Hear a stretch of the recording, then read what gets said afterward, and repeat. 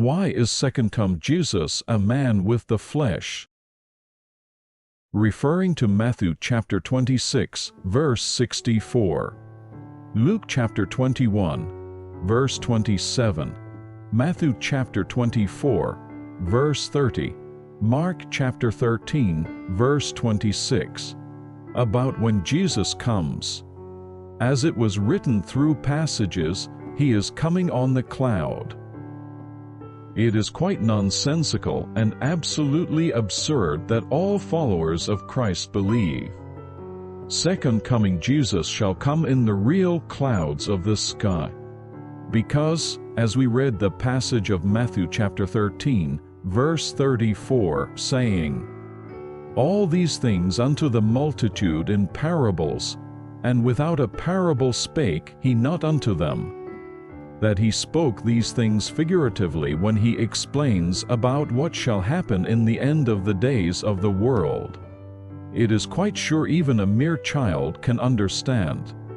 Coming in the clouds is a parable for certain, and what we have to be aware of is that if there is one who is capable of uncovering the cloud as a man of the flesh, with the perfection by the words in the Scripture, he is just second come Jesus. Because as we look into the passage of Lamentations chapter 3, verse 44, where it reads, "Thou hast covered thyself with a cloud, that our prayer should not pass through."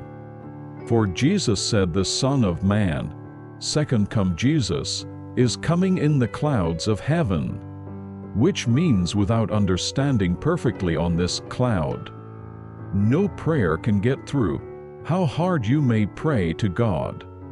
And no matter who have believed in Jesus, it is of no use at all. And when looking up the passage of Job 38, verse 37, as reading, "Who can number the clouds in wisdom?" it calls us to make sure that never ever a man except second come Jesus, coming as Lord, can interpret the word the cloud.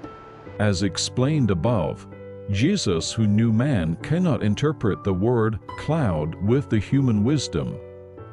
Said the cloud in a parable which men cannot interpret with the human knowledge.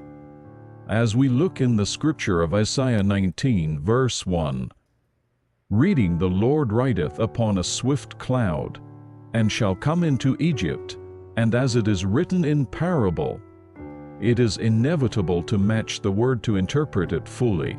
First, let's go over to the word Egypt, for what it meant by as we look up Isaiah 31, verse 3, where it reads, "Egyptians are men, and not God, that we can understand." The Egypt was meant for a man by comparison, not for the country. As for the cloud, let's take a close look into the verse in Jude 1, verse 12. "Shepherds who feed only themselves. They are clouds without water, blown along by the wind," as it concluded the false shepherd. Feeding only themselves is the cloud without water.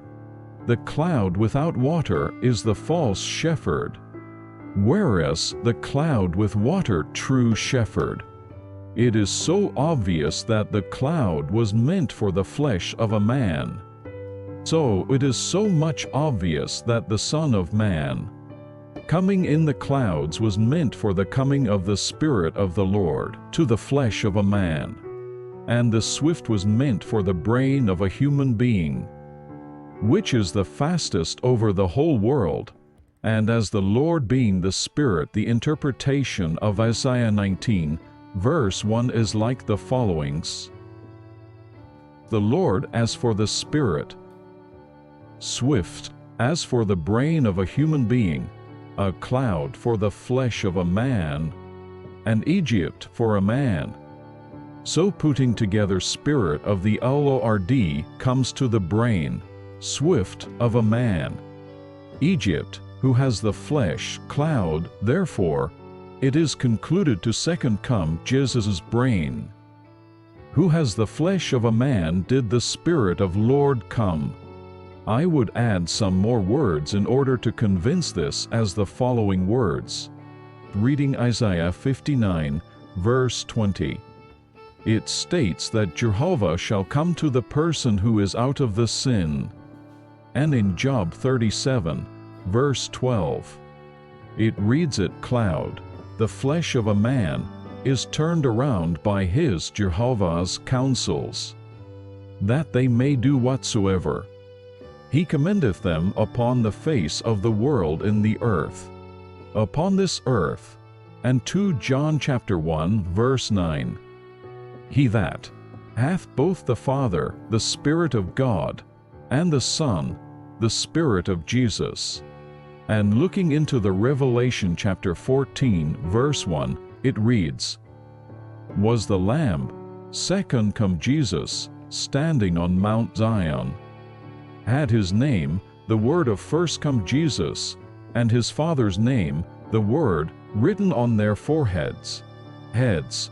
And 1 John 5, verse 8, there are three that bear witness, the Spirit second come Jesus, and the water, God, and the blood, first come Jesus, and these three agree in one. And in Job chapter 37, verse 2, hear attentively the noise of his voice, and the sound that goeth out of his mouth, the mouth of the man. And looking into the Revelation 17, verse 14, the Lamb second come Jesus, is Lord of lords, King of kings. And in Matthew 23, verse 39, Ye shall not see me henceforth, till ye shall say, Blessed is he that cometh in the name, the word of the Lord. Looking into Luke 17, verse 25, it reads, First must he, the Son of Man, suffer many things, and be rejected of this generation. And in Acts 13, verse 41, Behold, ye despisers, and wonder, and perish, for I work a work in your days, a work which ye shall in no wise believe, though a man declare it unto you. And going over Acts 17, verse 31, Because he hath appointed a day in the which he will judge the world in righteousness by that man whom he hath ordained. And in Isaiah 32, verse 1, Behold, a king shall reign in righteousness. And in Revelation 7, verse 17, For the Lamb, second come Jesus, will be their shepherd, he will lead them to springs of living water. And God will wipe away every tear from their eyes. And in Daniel 4, verse 17, The living, a man, that the Most High ruleth in the kingdom of men. And in Isaiah chapter 63, verse 1, it reads, Second come Jesus is coming with his garments of the red.